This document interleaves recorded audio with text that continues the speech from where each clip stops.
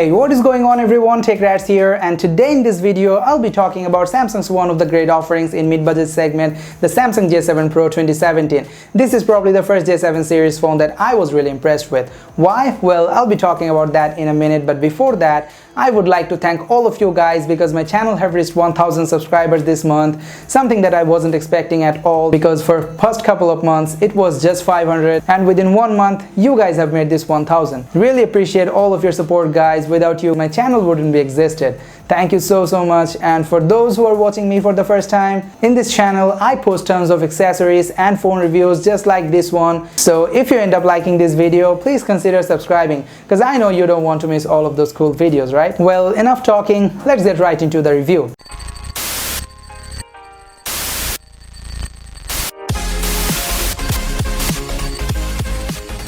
As always, let's start with the build quality. Samsung's J7 series has been neglected for past 2 years as Samsung used horribly outdated hardware. Now the lineup is in its 3rd generation and finally it has got some attention from Samsung.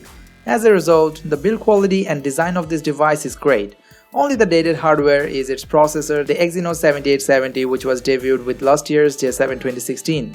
It has got a full aluminum unibody design blended with a 2.5D Corning Gorilla Glass protected display up front. Though the top and bottom bezel is sizable, but Samsung did a great job of minimizing the side bezel. Up the display there is a 13MP f1.9 selfie camera, earpiece, sensor and a dedicated flash, followed by a 5.5-inch Full HD Super AMOLED display, and down here there is a home button which also serves as a fingerprint scanner and 2 capacitive keys. The fingerprint scanner is really fast and works in any direction as you can see, and this is the first mid-range Samsung phone that supports Samsung Pay using that fingerprint. At the top of the aluminum body, there is nothing. Moving towards the right, you will get the power button and a speaker. I really like the position as you won't accidentally block the speaker during gameplay or watching videos. To the left side, there is a volume rocker and 2 dedicated slots for your dual SIM and a microSD card up to 128GB. There is no hybrid slot here, so you don't have to choose between 2 SIM or a single SIM and a microSD card, though the phone already comes with a 64GB of inbuilt storage. On the bottom of the device, there is a headphone jack, primary microphone and a micro USB port for charging. No USB Type-C here unfortunately, but it supports quick charge. On the back, the antenna design really distinguishes the device from the other brands. Especially in this gold variant, it's more pronounced. You have also got 13MP f1.7 camera with LED flash. Overall, the phone really impressed me with sleek design and amazing build quality, but my only concern is that it's very heavy as it weighs 181 grams, but that's because it has got a 3600 mAh battery inside. As we all know, Samsung makes the best AMOLED panel currently on the market. Though this is not their best offering, but the AMOLED panel used in J7 Pro has got some good contrast and colors are vivid, as you could expect from an AMOLED panel. You can also adjust the color inside the setting. It's a 5.5-inch 1080p panel with a pixel density of 401 pixels per inch. So the display is sharp and brightness of the display is enough to see outdoor. And compared to the other device in same price range, this is arguably the best display in my opinion. It also supports Samsung's always-on display. Moving towards the performance, this is where Samsung cut the corner.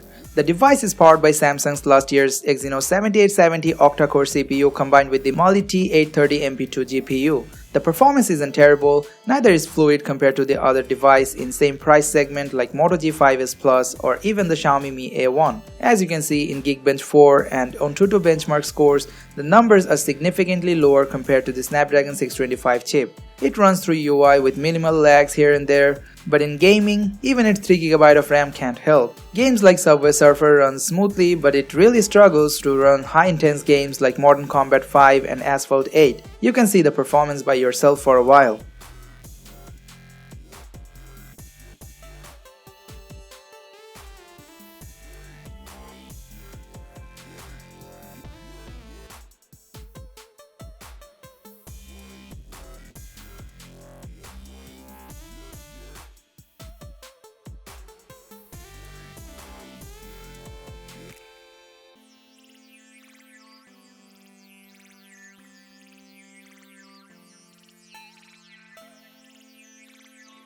As you can see, the frame rate often drops. It's playable but certainly not enjoyable. Talking about the camera, the device comes with a 13MP sensor on both front and back.